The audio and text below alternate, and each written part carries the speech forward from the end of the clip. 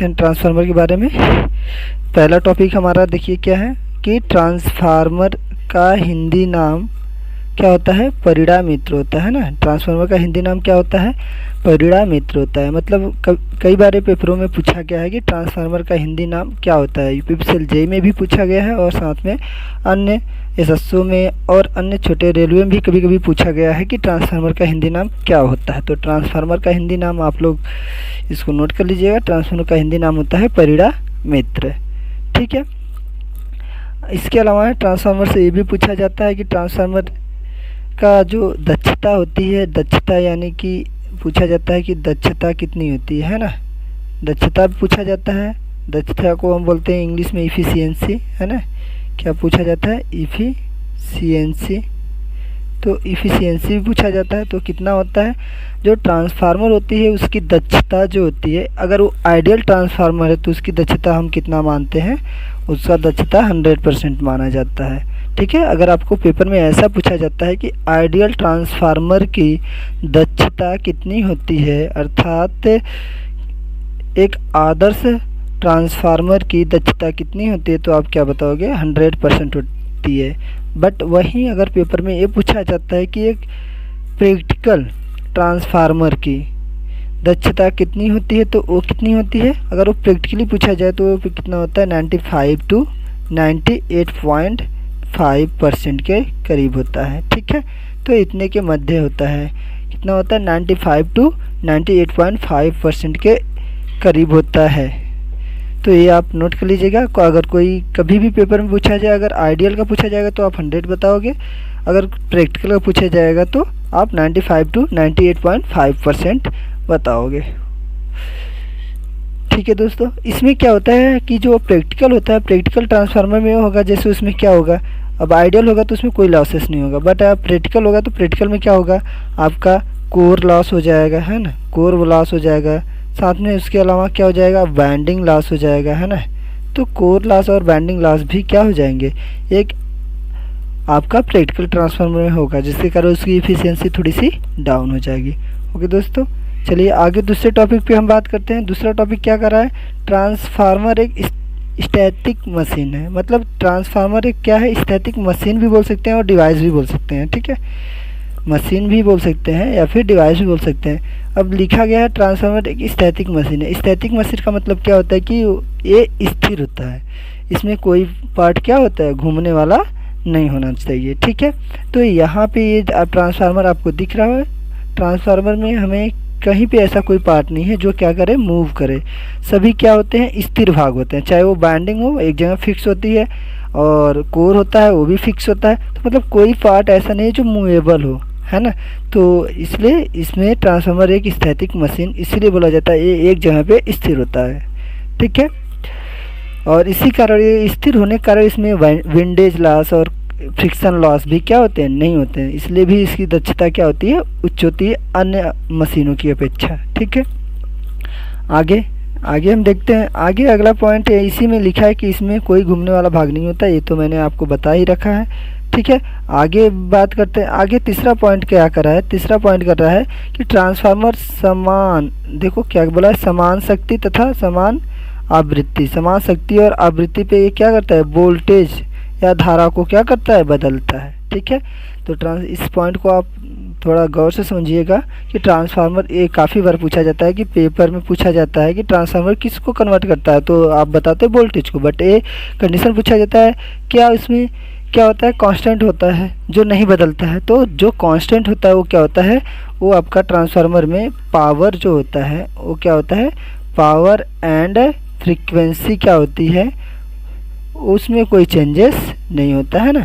तो पावर और frequency same होता है, इसमें कोई चेंजेस नहीं होती है। तो ट्रांसफार्मर में आप क्या बताओगे कि कंडीशन क्या होता है, सेम, यहाँ पे आप लिख दोगे सेम पावर एंड फ्रीक्वेंसी पे वो क्या करता है, वोल्टेज जो होता है उस वोल्टेज को कन्वर्ट करता है ना। वोल्टेज को क्या करता है, बढ़ाता है अथवा फिर घटाता है, ठीक है। तो अब यहाँ पे एक चीज़ हमने इसमें ये भी दर्शाया है कि वोल्टेज या धारा, ठीक है, ये पॉइंट को आप समझना थोड़ा। वोल्टेज या धारा इसलिए लिखा गया है कि देखो ट्रांसफार्मर जो होता है उसमें दो वाइंडिंग होती है ना, एक ये वाइंडिंग होती है प्राइमरी और एक होता है सेकेंडरी वाइंडिंग। ठीक है, जैसा कि यहाँ पे दिखाया गया है यहाँ फिगर में, है ना, आप देख सकते हो यहाँ फिगर में ऐसा दिखाया भी गया है। तो वो चीज़ें मैं यहाँ बता रहा हूँ। और इसके मध्य क्या होता है, कोर होता है। ठीक है, देखो ये वाइंडिंग आपस में कहीं कनेक्ट नहीं होती, बट हमारा जो ट्रांसफार्मर है इस ट्रांसफार्मर की रेटिंग फिक्स होती है। मान जाओ ये अगर 63 kVA का है ना, तो kVA किसकी रेटिंग है, पावर की। तो मतलब पावर इसका फिक्स है, चाहे वो प्राइमरी वाइंडिंग के लिए बात किया जाए चाहे वो सेकेंडरी वाइंडिंग के लिए बात किया जाए। अगर हम प्राइमरी वाइंडिंग के लिए बात करेंगे या फिर हम सेकेंडरी वाइंडिंग के लिए बात करेंगे तो दोनों के लिए पावर वही होना है, यानी पावर सेम है। तो प्राइमरी के लिए अगर हम पावर की बात करेंगे तो क्या हो जाएगा, V1 I1 हो जाएगा। वैसे सेकेंडरी के लिए पावर की बात करेंगे तो V2 I2 हो जाएगा। तो देखो दोनों P के बराबर है, अर्थात हम इसको कह सकते हैं कि दोनों वाइंडिंगों की जो क्या होगी, V1 I1 होगा वो V2 I2 के क्या होगा, बराबर होगा। उस कंडीशन में हम ये भी कह सकते हैं कि क्या होता है, अगर हम इधर प्राइमरी साइड का अगर वोल्टेज ज़्यादा है ना, तो इधर का वोल्टेज हम घटा रहे हैं सेकेंडरी साइड का, है ना। तो देखो इधर वोल्टेज बढ़ा रहे हैं इधर वोल्टेज घटा रहे हैं, तो पावर तो बराबर होना चाहिए। तो उस रेशियो में अगर ये बढ़ा है तो ये घटा होगा और ये घटा होगा तो इधर का ये बढ़ा होगा। तो मतलब वो है कि अगर इधर वोल्टेज बढ़ा रहे हैं तो इधर करंट क्या हो जाएगा, बढ़ जाएगा दूसरी साइड में। अगर प्राइमरी साइड में वोल्टेज ज़्यादा है तो सेकेंडरी साइड में करंट ज़्यादा होगा, अगर प्राइमरी साइड में करंट कम है तो सेकेंडरी साइड में वोल्टेज ज़्यादा होगा। तो एक कंडीशन होते हैं। ठीक है, तो ये हमारा टॉपिक था, ये आपको समझ में आ गया एक्चुअली। ठीक है, अगर वोल्टेज प्राइमरी साइड का ज़्यादा है तो दूसरी सेकेंडरी साइड का वोल्टेज कम होगा, अगर प्राइमरी साइड का करंट कम है तो सेकेंडरी साइड का करंट क्या हो जाएगा, ज़्यादा हो जाएगा। ये टॉपिक आपका ये हो गया, क्लियर हो गया। इसलिए यहाँ पे ये हमने लिखा है कि ट्रांसफार्मर समान शक्ति और आवृत्ति पे क्या करता है, वोल्टेज को बदलता है या कन्वर्ट करता है। ठीक है, अगला टॉपिक है, अगला पॉइंट क्या कर रहा है कि ट्रांसफार्मर, अगला पॉइंट है ट्रांसफार्मर जो होता है वो इसकी रेटिंग जो होती है वो VA क्या है, VA KVA अथवा MVA में होती है।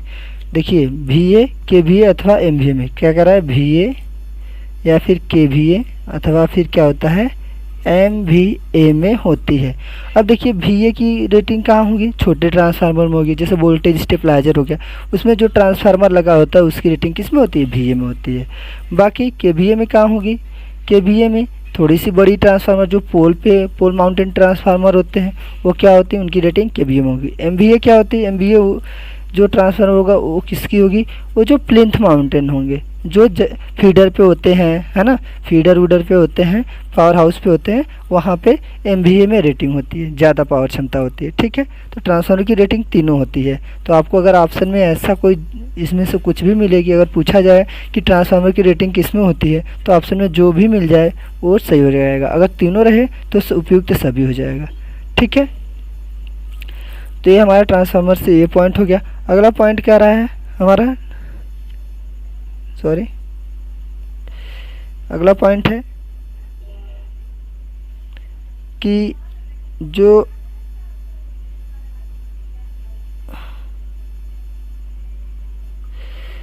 एक मिनट, सॉरी, अगला पॉइंट क्या कर रहा है, पांचवा पॉइंट आप देखिएगा, ट्रांसफार्मर म्यूचुअल इंडक्शन के सिद्धांत पर कार्य करता है ना।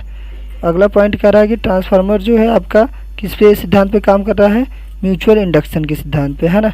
ट्रांसफार्मर किसके सिद्धांत पे कार्य कर रहा है, म्यूचुअल इंडक्शन। म्यूचुअल इंडक्शन को हम क्या बोलते हैं, ये आपका म्यूचुअल इंडक्शन के सिद्धांत पे क्या कर रहा है, कार्य कर, म्यूचुअल इंडक्शन के सिद्धांत पे क्या कर रहा है, ट्रांसफार्मर काम कर रहा है। म्यूचुअल इंडक्शन का मतलब होता है अन्योन्य प्रेरण, अन्योन्य प्रेरण, है ना। तो ट्रांसफार्मर जो होता है अन्योन्य प्रेरण के सिद्धांत पे कार्य करता है। लेकिन कुछ ट्रांसफार्मर जैसे आपका ऑटो ट्रांसफार्मर है, कौन सा ट्रांसफार्मर, ऑटो ट्रांसफार्मर, है ना। ऑटो ट्रांसफार्मर जो होता है ये सेल्फ इंडक्शन यानी कि स्व प्रेरण के सिद्धांत पे कार्य करता है। अगर आपसे पेपर में पूछे कि ट्रांसफार्मर किस सिद्धांत पे कार्य करता है तो आपको क्या बताना है, म्यूचुअल इंडक्शन। जब ऐसा लिख के पूछे कि ऑटो ट्रांसफार्मर किस सिद्धांत पे कार्य करता है तब आपको बताना है तब आपको बताना है सेल्फ इंडक्शन। तब क्या बताना है? Self induction. नहीं तो अगर बस ओनली ट्रांसफार्मर की जिक्र होगी तो आपको हमेशा क्या बताना है? म्यूचुअल इंडक्शन के सिद्धांत पे कार्य करता है। ठीक है दोस्तों, फिर आगे हमारे पास एक डायग्राम है ट्रांसफार्मर का, इसको हम समझ लेते हैं, है ना। इसमें आप देखिए, इस फिगर में ट्रांसफार्मर में आपने काफ़ी देखा होगा, अपने आसपास के जितने भी ट्रांसफार्मर होंगे उसमें आपने ये देखा होगा कि ये विंग्स बने होते हैं, किसी में कम होते हैं, किसी में ज़्यादा होते हैं, किसी में बहुत ज़्यादा होता है, और कहीं कहीं पे तो फैन भी लगे रहते हैं। तो वो किस लिए होते हैं? वो कूलिंग करने के लिए होते हैं। ट्रांसफार्मर में जो ऑयल होता है उस ऑयल को कूलिंग करने के लिए, ठंडा करने के लिए होता है ना। तो ये विंग्स का काम क्या होता है? जो हीट पैदा हो रहा है ट्रांसफार्मर में, उस हीट को एब्जॉर्ब करके उसको अंदर जो टैंक के अंदर आयल है डाइलेक्ट्रिक, उसको ठंडा करना होता है। ठीक है, जैसे हमारे बैंडिंग है, आप यहाँ पे देख रहे हो, सपोज दैट ये हमारा टैंक हो गया, टैंक के अंदर ये हमारी बैंडिंग हुई, इसमें क्या भरा गया है? ये आयल भरा हुआ है। तो इस आयल में जब हीटिंग होगी, लोड साइड पे लोड बढ़ेगा यहाँ पे, तो क्या होगा? इसमें हीटिंग होगी, आयल हीट होगा, तो आयल से जो ठंडा कूलिंग होगा वो कैसे होगा? नेचुरल हवा से। अब नेचुरल हवा इसमें क्या होगी? जितना ज़्यादा इसमें विंग्स होंगे उसके मध्य से होके गुजरेगी तो उतना ज़्यादा ये ठंडा होगा। और इसको पतला और ऐसा क्यों बनाते हैं? देखो ये पतली पतली दोनों हैं, तो ये पाइपें हैं, इसमें से आयल आता है विंग्स में। विंग्स भी खोखले होते हैं ना, तो इसमें जब आयल आता है तो ये पतले पतले। अब कहीं आप एकांत में खड़े हो जाइए तो वहाँ पे हवा का प्रेशर आपको क्या होगा? कम होगा। बट वहीं किसी गलियारे में खड़े हो जाइए तो उसी हवा का प्रेशर वहाँ पे ज़्यादा होगा। तो वहाँ पे प्रेशर ज़्यादा होने का मतलब वहाँ पे ज़्यादा तेज़ी से हवा लगेगा। तो इसलिए जब विंग्स बना दिया जाता है और पतली पतली गलियारे होती हैं तो उसमें से जब हवा गुजरता है तो उसका प्रेशर ज़्यादा होता है, और वो क्या करता है? आयल की कूलिंग। अब आयल पाइप के द्वारा इसमें पतले माध्यम में आ गया, अब पतला आयल जल्दी ठंडा होगा तो वो क्या करता है? उससे हीट को एब्जॉर्ब कर लेता है यार, और क्या करता है? आयल को ठंडा करता है, जिससे कि ट्रांसफार्मर की इफिशियंसी बढ़ जाती है। ठीक है, तो विंग्स का काम ये होता है। अब इसके बाद बात करते हैं विंग्स के बाद। विंग्स के बाद हमें इस ट्रांसफार्मर में एक चीज़ और दिखता है, ये दिखता है आपका वेंट प्लग। ये जो आपको पाइप नुमा दिख रहा है संरचना, इसे बोलते हैं वेंट प्लग। ये क्या कहलाता है? ये कहलाता है वेंट प्लग। क्या कहलाता है? Went plug. वेंट प्लग का क्या काम होता है? वेंट प्लग क्या कार्य करता है कि जब कभी हमारे सेकेंडरी साइड पे, सपोज दैट ये हमारा सेकेंडरी साइड है, यहाँ पे अगर हमारा लोड ए बढ़ जाता है बहुत ज़्यादा, या शॉर्टिंग हो जाती है बाई चांस, तो क्या होगा? हमारे ट्रांसफार्मर में लोड बढ़ जाएगा, करंट ज़्यादा होगा, लोड बढ़ जाएगा। जब हीटिंग लोड होगा तो ये हीटिंग ज़्यादा होने लगेगा। जब हीटिंग बहुत ज़्यादा होगा तो उस कंडीशन में अगर हमारा अलार्म काम नहीं करता है, सर्किट ब्रेकर ब्रेक नहीं करता ट्रांसफार्मर को, तो उस कंडीशन में क्या हो जाता है? बहुत ज़्यादा हीट होने के बाद गैसेस बनने लगती हैं, और वो गैसों का प्रेशर इतना ज़्यादा टैंक के अंदर बढ़ जाता है कि टैंक को ब्लास्ट होने का चांस बढ़ जाता है। तो उस कंडीशन में टैंक क्या हो सकता है? ब्लास्ट हो सकता है। तो टैंक को ब्लास्ट होने से बचाने के लिए ऐसी कंडीशन में हमारा वेंट प्लग कार्य करता है। वेंट प्लग के जो मुख के पास किनारे पे एक पतली चादर होती है, वो क्या होती है? वो उस कंडीशन में फट जाती है, और जो प्रेशर होता है गैस का वो उसके माध्यम से बाहर निकल आता है, तो जिससे टैंक क्या होता है? ब्लास्ट होने से बच जाता है। तो ये इस कंडीशन में जब कभी कभी फॉल्ट हो जाए और लोड अचानक से बढ़ जाता है और हमारा रिले जो है और एक काम ना करे, तब उस कंडीशन में ट्रांसफार्मर को टैंक को फटने से बचाने के लिए वेंट प्लग का कार्य होता है। ठीक है, तो ये वेंट प्लग हो गया। इसके बाद हम बात करते हैं इसमें कंजर्वेटर टैंक। ये जो आपको भाग दिख रहा है ये हमारा है कंजर्वेटर टैंक। कंजर्वेटर टैंक क्या होता है? ये ट्रांसफार्मर के ऊपर, ट्रांसफर टैंक से जुड़ा होता है। ट्रांसफार्मर के ऊपर क्या होता है? ट्रांसफार्मर टैंक से जुड़ा होता है पाइपों के द्वारा। और इसमें क्या होता है? इसमें एक्स्ट्रा ऑयल होता है। ये क्या करता है? जब ट्रांसफार्मर टैंक के अंदर जो ऑयल है उसकी मात्रा कम होती है तो इसमें से एक्स्ट्रा ऑयल जाके उसकी पूर्ति करता है। ठीक है, और कभी कभी जब लोड फॉल्टी कंडीशन में गैस बनता है तो ये क्या होता है? ऑयल ऊपर आता है, तो एक बार इस टैंक में आके भी कुछ देर तक क्या होता है? इसको सहन करता है, मतलब ऑयल कहाँ चला जाएगा? इस टैंक में प्रेशर को कम हो जाएगा थोड़ा। ठीक है, तो ये कंजर्वेटर टैंक है। इसका मुख्य कार्य यही होता है कि इसमें एक्स्ट्रा ऑयल होता है, और क्या करता है? ये जो टैंक में ऑयल की कमी होती है डाइलेक्ट्रिक ऑयल की, तो उसमें चला जाता है। अब ये डाइलेक्ट्रिक ऑयल मैं बार बार बोल रहा हूँ, ये डाइलेक्ट्रिक ऑयल है क्या? तो ये क्या होता है? ये जो टैंक के अंदर होता है, इसमें जो ये दो बैंडिंग है प्राइमरी और सेकेंडरी, इन दोनों बैंडिंग को ऑयल क्या करता है? डाइलेक्ट्रिक होता है तो इंसुलेट करता है, अलग भी करता है, साथ में इसमें कूलिंग करने का भी कार्य करता है। ठीक है, अब बात करते हैं, ये जो आपको हल्का सा नीला सा दिख रहा है छोटा सा, है ना, इसको बोलते हैं ब्रीदर। ये क्या कहलाता है? ये कहलाता है ब्रीदर, है ना, ये है ब्रीदर, है ना, इसको बोलते हैं श्वास नलिका। ब्रीदर होता है, ब्रीदर क्या करता है, जैसे हम सांस लेते हैं, हवा अंदर जाती है नाक के माध्यम से, है ना, नाक में हल्के हल्के बाल होते हैं, वो क्या करते हैं, वो हवा को छान के जाते हैं, मतलब जो डस्ट होते हैं वो बाल जो हल्के हल्के नाक में होते हैं वहाँ पे चिपक जाते हैं और शुद्ध हवा लगभग अंदर जाती है, तो थोड़ा साफ करने का कार्य करते हैं। वैसे यहाँ पे ब्रीदर होता है। ब्रीदर में क्या होता है, ब्रीदर के अंदर आपका क्या भरा होता है, सिलिका जेल भरा होता है। क्या भरा होता है? सिलिका जेल भरा होता है ना, सिलिका जेल भरी होती है। और ये सिलिका जेल का कार्य क्या होता है, ये सिलिका जेल जो वातावरण में नमी होता है हवा में, उस नमी को क्या कर लेता है, एब्जॉर्ब कर लेता है, और शुद्ध हवा जो होती है, शुष्क और शुद्ध हवा क्या करता है, आयल के अंदर जाता है, मतलब जो ट्रांसफार्मर टैंक में आयल है उसके अंदर जाता है। अब ये क्या, इससे यही काम है कि ये मॉइस्चराइज मतलब नमी को एब्जॉर्ब करते हैं, जिससे शुष्क हवा जाए।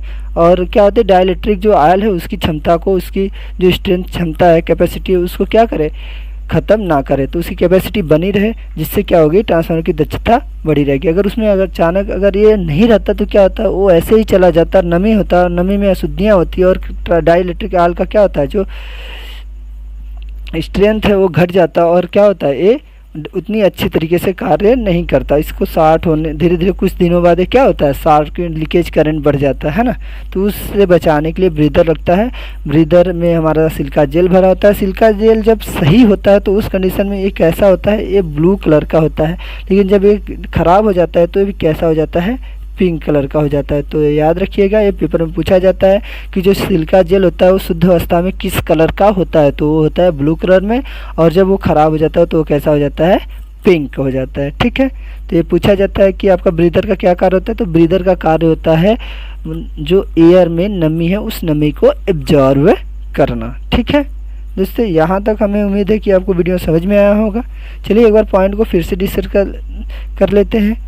ट्रांसफार्मर का हिंदी नाम पहला मित्र होता है, ये आपको याद रखना है। ट्रांसफार्मर स्टैटिक मशीन है जिसमें कोई घूमने वाला भाग नहीं होता, इसलिए इसकी दक्षता भी क्या होती है, ज़्यादा होती है। कितनी होती है, 95 से 98.5% के करीब होती है प्रैक्टिकल ट्रांसफार्मर की। आइडियल की बात करेंगे तो 100%। ट्रांसफार्मर समान शक्ति और आवृत्ति पे क्या करता है, तीसरा पॉइंट, ट्रांसफार्मर समान शक्ति और आवृत्ति पे क्या करता है, वोल्टेज को बदलता है या धारा को बदलता है, ये भी मैंने बता दिया। अगला पॉइंट है ट्रांसफार्मर क्या करता है, ट्रांसफार्मर की रेटिंग VA, KVA अथवा MVA होती है। और पाँचवा भी हमने आपको बता दिया कि ट्रांसफार्मर म्यूचुअल इंडक्शन के सिद्धांत पे कार्य करता है। ठीक है, अब बात कर लेते हैं, यहाँ पे आप देख लो एक चीज़, ये बाइंडिंग है, ये देखो कोर है। कोर को हम क्या करते हैं, जो देखो ये वाला भाग जो आपका है, इस भाग को हम बोलते हैं कोर, है ना, एक कोर है, यहाँ पे लिखा गया है लिमिटेड कोर। आप इस भाग को भी डिनोट कर सकते हैं। ये जो भाग है ये हमारा क्या है, कोर, लिमिटेड कोर लिखा गया है। कोर को लिमिटेड क्यों बनाते हैं, ईडी करंट लॉस को कम करने के लिए। कोर को अगर लिमिटेड बनाएंगे तो उसमें जो ईडी करंट, लीकेज करंट का मान होगा वो कम से कम होगा, तो इसमें ईडी करंट जो लॉसेस होता है, ईडी करंट लॉसेस वो कम से कम होगा। ठीक है, और ये पतली पतली लिमिटेड होती हैं, सिलिकॉन की पत्तियों से बनी होती हैं। किसकी, सिलिकॉन की पतली पतली पत्तियाँ होती हैं, लिमिटेड होती हैं, है ना। इनकी साइज़ क्या होती है, इनकी साइज़ 0.3 से 0.6 के मध्य होती है एक पत्ती की, है ना, साइज mm में, है ना। तो ये साइज होती है इसकी, याद रखना। ये इन प्राइमरी बाइंडिंग होती है और इधर ये सेकेंडरी बाइंडिंग होती है। ये एक दूसरे से क्या है, ये एक दूसरे से आप देखो ये अलग है, बिल्कुल अलग है ना। प्राइमरी और सेकेंडरी, देखो प्राइमरी आपका यहाँ से इधर हो गया, सेकेंडरी यहाँ से इधर हो गया, इस दूसरे में बीच में कहीं कनेक्ट है नहीं। और ये बीच में जो आपका लिमिटेड कोर है वो क्या है, इंसुलेटेड है, तो ये एक दूसरे से विद्युत रूप से कहीं भी कनेक्ट नहीं है। कैसे कनेक्ट है, ये फ्लक्स के द्वारा। फ्लक्स क्या होता है, मैग्नेटिक फ्लक्स के द्वारा। तो ये कैसे कनेक्ट है, मैग्नेटिक रूप से एक दूसरे से कनेक्ट होते हैं। तो पेपर में पूछा जाता है कि प्राइमरी बाइंडिंग और सेकेंडरी बाइंडिंग एक दूसरे से कैसे कपल्ड होते हैं, तो मैग्नेटिक रूप से जुड़े होते हैं, और इलेक्ट्रिक रूप से क्या होते हैं, अलग होते हैं। ठीक है, और यहाँ पे हम इसको केवल AC पे इस्तेमाल करते हैं। ठीक है, ये हो गया। चलिए आगे बढ़ते हैं दोस्तों। अगला पॉइंट है छठा नंबर, कि कि ट्रांसफार्मर केवल एसी सप्लाई पे कार्य करता है, पीछे हमने आपको दिखाया। अब देखो एसी पे ही कार्य क्यों करता है, हम कह रहे हैं डीसी पे क्यों नहीं करता, क्योंकि देखिए एसी जो होता है, एसी का अगर हमारे पास देखा जाए तो ये टाइम होता है और इसके रिस्पेक्ट में ये साइनोसाइडल सिग्नल होता है, साइन वेव होता है, एसी सिग्नल।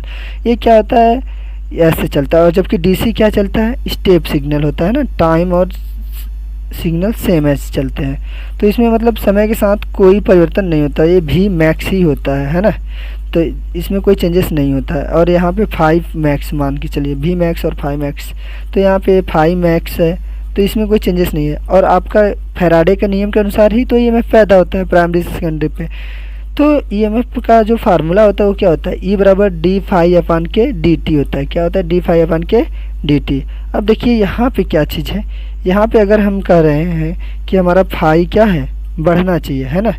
यहाँ पे अगर फाई डी मतलब दिखाता है डिफरेंस और फाई है फ्लक्स, और यहाँ पे डी डिफरेंस है, टी है समय, मतलब समय के साथ उसके फ्लक्स में चेंजेस होने चाहिए, तब तो ये वैल्यू पुट होगा। तो यहाँ पे देखिए समय बढ़ रहा है, घट रहा है हर समय, तो यहाँ पे फ्लक्स में चेंजेस हो रहे हैं, तो यहाँ फ्लक्स में चेंजेस हो रहा है समय के साथ, तो इसकी कुछ वैल्यू प्राप्त तो होगी, इसलिए एसी पे कार्य करेगा। जबकि डीसी में क्या होगा, डीसी में यहाँ पे देखिए फ्लक्स में कोई चेंजेस हो रहा है समय के साथ, समय तो बदल रहा है बट फ्लक्स में कोई चेंजेस नहीं, तो फ्लक्स जीरो, जीरो अपान कुछ भी जीरो, तो मतलब इसमें कोई परिवर्तन नहीं, ईएमएफ पैदा नहीं होगा, यानी कि ईएमएफ क्या हो जाएगा, जीरो हो जाएगा। तो उस कंडीशन में ईएमएफ जीरो हो जाएगा, तो इसलिए हम इसको कहते हैं कि ट्रांसफार्मर क्या करता है, केवल ट्रांसफार्मर आपका एसी पे कार्य करता है, डीसी पे नहीं कार्य करता है। ठीक है दोस्तों, तो ये आपको पॉइंट समझ में आ गया होगा कि ट्रांसफार्मर किस पे कार्य करता है, ओनली केवल एसी पे कार्य करता है। अगली पॉइंट है 7वां नंबर पॉइंट, क्या करा है, संरचना के आधार पर ट्रांसफार्मर कितने प्रकार के होते हैं। तो ट्रांसफार्मर कितने प्रकार के होते हैं, यहाँ पे लिखा गया है 3 प्रकार के होते हैं संरचना। किस टाइप के, एक होता है सेल टाइप, एक होता है कोर टाइप, और अगला होता है तीसरा बैरी टाइप।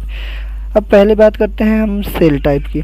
देखो सेल टाइप ट्रांसफार्मर ये हमारे पास, ये सेल टाइप ट्रांसफार्मर आपने देखा होगा वोल्टेज स्टेबलाइजर में होता है ना, वोल्टेज स्टेबलाइजर आपके घर पे होगा तो आप उसमें देखिए सेल टाइप, और सेल टाइप में जो बैंडिंग होती है वो क्या होती है, बीच में होती है, बीच वाले कोर पे होती है, मतलब जिसपे ये बैंडिंग होती है उसको हम बोलते हैं लिम्ब।